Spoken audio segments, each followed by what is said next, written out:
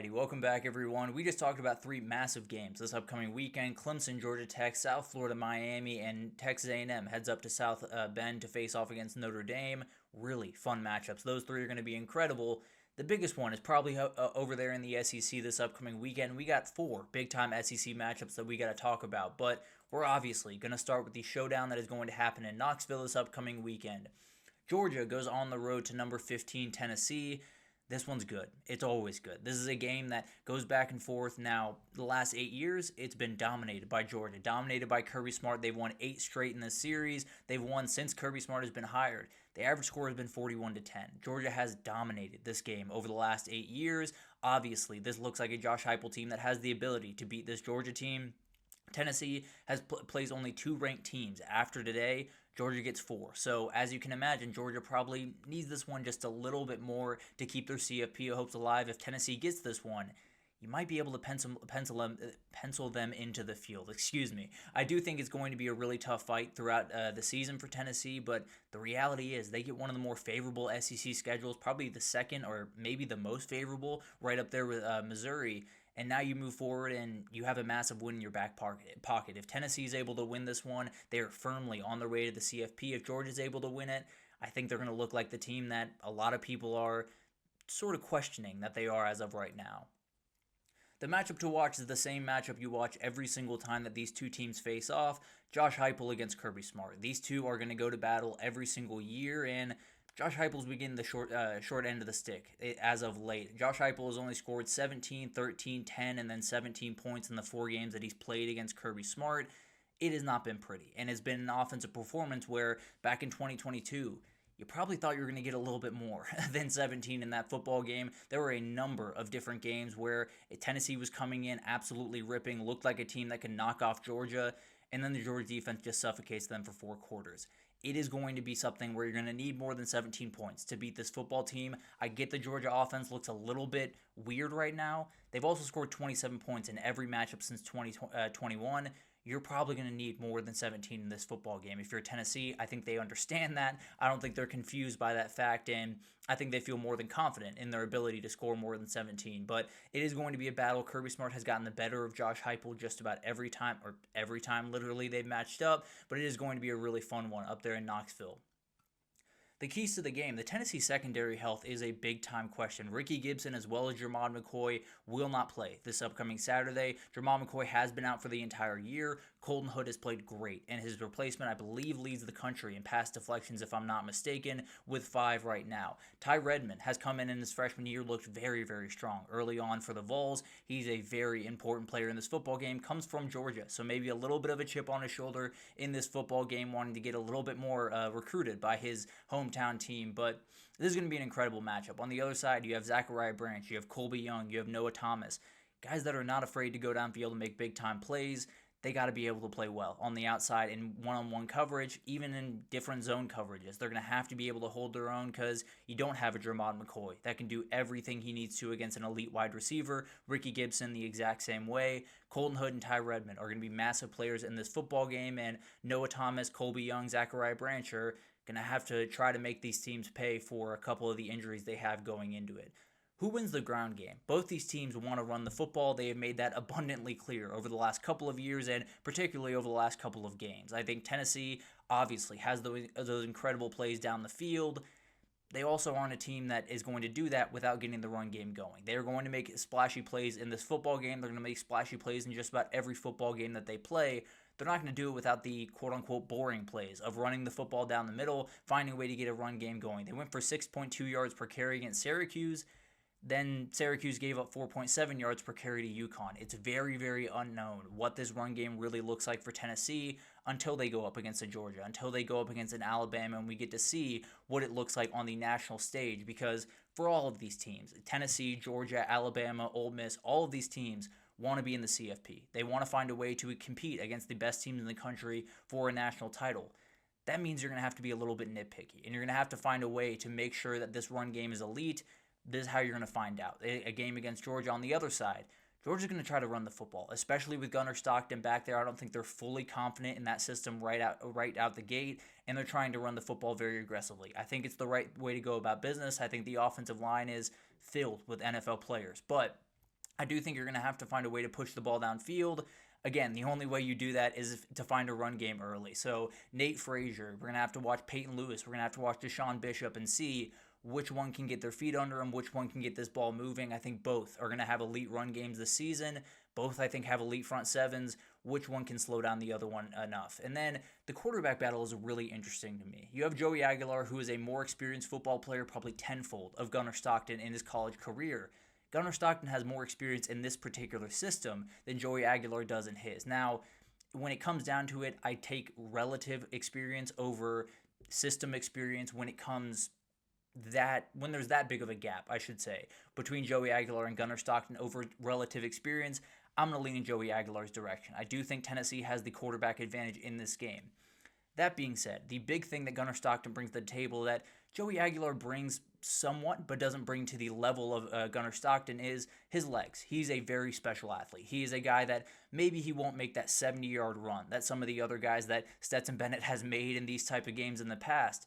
He can make guys miss, and he can do a thing that this Georgia offensive line, at least as of right now, very much needs him to do, which is avoid pressure. There have been a number of moments in the first two games for Georgia where the pass pro kind of breaks down, but then Gunnar Stockton makes a massive play with his legs, makes a quick move, has a defensive lineman overcommit, and then he's 20 yards down the field. He is a very, very unique player. He's not going to make flashy plays. He's not going to hit you over the head with what he's doing. He's going to make plays that are really important in this football game, and I think a lot of them are going to be with his legs, particularly avoiding the rush and keeping them in front of the chains, which is a huge thing for this football game. Whichever team can get after him and get a couple of sacks probably is going to win this football game, and Gunnar Stockton might be a little bit more equipped to evade those than Joey Aguilar is. Which is why I'm going to take Georgia. I'm going to take Georgia 30-21 in this football game. The way I see it is Josh Heupel's got to prove it to me. He's got to prove that he can beat Kirby Smart straight up. He can find a way to out-scheme him, to outdo him in a football game before I'm going to pick him. It's that simple. It's nothing against Josh Heupel or Tennessee. I think they're a very good team that have the ability to make the CFP even regardless of this performance. I think they're going to need a little bit more in this one, and frankly, I'm not fully confident in that offense yet. I do think they've played some relatively solid teams. You obviously get Syracuse in week one. I'm worried about that Syracuse team in a lot of different ways. So maybe giving up 26 to Syracuse isn't ideal because they only scored 20 against UConn. I'm a little bit worried about this Tennessee team. I think they're hiding just a little bit. As of right now, I think they're a good football team. I think this weekend a lot of people are going to got just a little bit. Arkansas goes on the road to number 17 Ole Miss. Ole Miss favored by 7.5 in this football game. The over-under at 62.5. So we're going to have some fun in this one. Some players to watch. Omega Blake has become one of the best wide receivers in the entirety of the SEC. Taylon Green has started off about as well as any quarterback in the entire country right now, and Omega Blake has a ton to do with that. Kejuan Lacey, we talked about him last week when Ole Miss was able to beat Kentucky. He is a huge player for this offense. If they're able to run the football, take a little bit off Austin Simmons' shoulders, allow him to get comfortable in this season, they can do some really special things. I really do believe Ole Miss has all of the prerequisite talent that you're going to need. You're going to need Austin Simmons to come quite a ways from his performance last week, and the running game is really the only way to get him fully confident in this offense. For Ole Miss, if you can't run the ball consistently, if you have to put it on Austin Simmons' shoulders in this game, Travis Williams is going to do some crazy things and make him very confused. That's the reality of a Travis Williams defense whenever he plays a young quarterback. He gives them fits. It happened with Nico last year. It happened with even Quinn Ewers a couple of years before that. It is a very, very good Quinn Ewers wasn't the starter for that game. Apologies. But it is going to be a very, very interesting game. And it's going to be a game where Ole Miss is going to have to take a little bit off Austin Simmons' shoulders. We saw what he had to do in that Kentucky game, and it didn't look all that pretty in a lot of different respects. I think he is a very good player. He's going to need a little bit more time to get fully comfortable. The run game's going to have to be huge in this one. Both these teams draw relatively hard to G5 opponents right after this. Ole Miss invites Tulane into town. Arkansas goes on the road to Missouri. They're going to need to win this one. Ole Miss very much needs to win this one if they want to find a way into the CFP. I'll be honest, though. I have a feeling in this one. I think Arkansas wins this football game. I think they win 31-27. I think Taylon Green is playing about as quietly good football as just about anyone in the country right now, and I think Travis Williams is going to do some crazy things to Austin Simmons, and he's going to make just enough mistakes for Arkansas to get that one big win that they tend to get just about every year.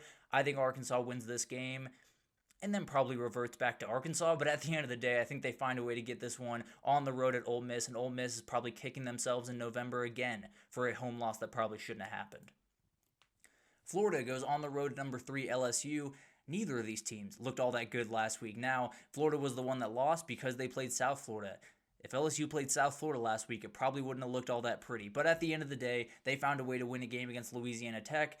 They invite a Florida team into town that I don't know what you look like this upcoming weekend. I am so confused about what's going on at Florida right now. Now, I do think they have all the prerequisite talent to find a way to win this football game. I think they have the prerequisite talent going into the season to get to the CFP, but we see that doesn't really matter in a lot of respects. I think the big thing here is you got to find a way to just feed Jaden Ball in this football game. Now, LSU is going to be a little bit tougher of a test in the front seven than USF was, but you got to find a way to run the football. You got to run it consistently. If you don't, you're going to find a very similar result or even worse result than you had this past weekend because you're going into Death Valley at night. He makes a couple of mistakes, he being DJ Lagway in this case. If he makes a couple of mistakes, you're not going to get back into this football game. It's going to be really ugly really quickly, and Billy Napier is going to be staring down a barrel as they head on the road to Miami next weekend.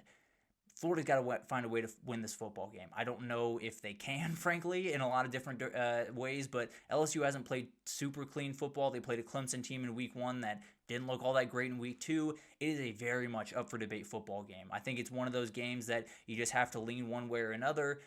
I'm going to lean away from Florida. I'll be totally honest. I have a ton of respect for what Florida has been able to do. I don't think it's going to be all that pretty in this football game. I think they play better football. I think the approach offensively is a little bit better. I just don't think DJ Lagway's all the way there. I don't think this team in general is all the way there to go on the road to Death Valley at night and find a way to win. I think LSU wins this one 34-24. I think Florida plays better football. I still think people are looking at Billy Napier wanting him out the door, maybe by the bye week. You hate to do it. It's one of those things that's always never very kind, never very fun to talk about, but it is a very real reality for this team, and they got to win more football games. That's the reality of Florida right now, and I don't think they're going to win this one this Saturday. I think LSU wins this one relatively comfortably. Then we got Vanderbilt on the road at number 11 South Carolina. Probably should be number 15 Vanderbilt against number 16 South Carolina, but that's a totally different conversation for another day. We will get into the AP poll on Friday, but this is going to be a rock fight. I can absolutely promise you that. These are two teams that want to keep the ball on the ground, that want to lean on people, and then make a couple of big plays in special teams or down the field to totally change the outcome. That's what South Carolina's done in the first 2 weeks. They have Vakari Swain, has returned 3 touchdowns in the punt return game this year. He's only had 5 returns. He is a ridiculous athlete, and he is a guy that can change the game on a dime. Obviously did in that Syracuse game, did again last week against South Carolina State. So they're going to have to find a way to win the margin. South Carolina is. Vanderbilt's going to try to do the exact same thing. They're very good at finding a way to win the margins, keep in front of the chains, just kind of move the ball slowly, monotonously downfield, and then you got to fight a little bit of a battle on the defensive side of the ball because Vanderbilt has a lot of returning guys. They have a lot of guys that are very smart, that know exactly where they're supposed to be, and play really, really high-level football. I like Vanderbilt. I think is a very good football team. I think they find a way to get to 6, 7, 8 wins this upcoming year, and they do some really fun things, continue to build the momentum around there in Nashville. I think Lenore Sellers is too much in this football game. I don't think it's going to be all that pretty. I don't think you walk out of this one feeling all that great about South Carolina or Vanderbilt. I do think South Carolina has enough. I think they have a couple of too many athletes on the defensive and offensive side of the ball for Vanderbilt to fully handle.